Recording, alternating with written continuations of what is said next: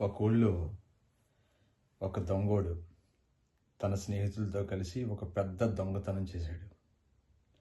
పెద్ద దొంగతనం చేసి దొంగిలించిన వస్తువులు ఇంటికి తీసుకొచ్చి ఇంటి ముందు కూర్చొని అవన్నీ పంచుకుంటూ ఉన్నారు. అవన్నీ పంచుకుంటూ ఉంటే ఇంటి వెనకాల నుంచి ఏదో ఒక శబ్దం వినపడుతూ ఉంది.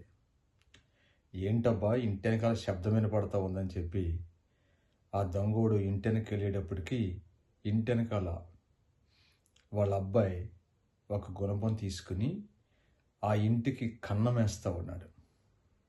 ఏంట్రా నాయనా ఇంటికి కన్నం కొడుతున్నావు ఏంటని అడిగితే, నాన్న నీ తర్వాత నేను దొంగతనాలు చేయాలి కదా, అందుకే మన ఇంటి నుండే గోడకి కన్నాలు కొయ్యడం నేర్చుకుంటూ ఉన్నాను.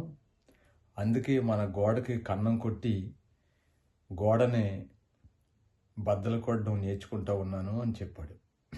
తండ్రి దానికి ఆశ్చర్యపోయి కొడుకుని దీవించాడు. ఏమనంటే, నాయనా నువ్వు నాకంటే పెద్ద గజ దొంగవై దేశాన్ని కొల్లగొట్టుకోరా అని ఆశీర్వదించాడు. ఎంత గొప్ప ఆశీర్వాదం కదా.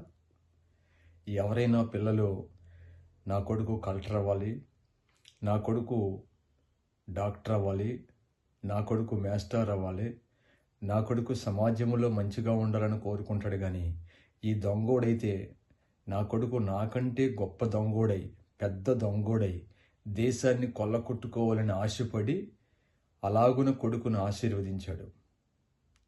ఆ కుర్రోడు తరువాత కాలంలో పెరిగి పెద్దవాడై ఒక గజ దొంగగా మారి దేశంలో అనేకమైన పెద్ద పెద్ద దొంగతనాలు చేసి తర్వాత క్రీస్తు ప్రేమ చేత ఆకర్షించబడి ఒక గొప్ప దైవజనుడిగా మారాడు. మరి మన సంగతి ఏంటి? మన బిడ్డల సంగతి ఏంటి?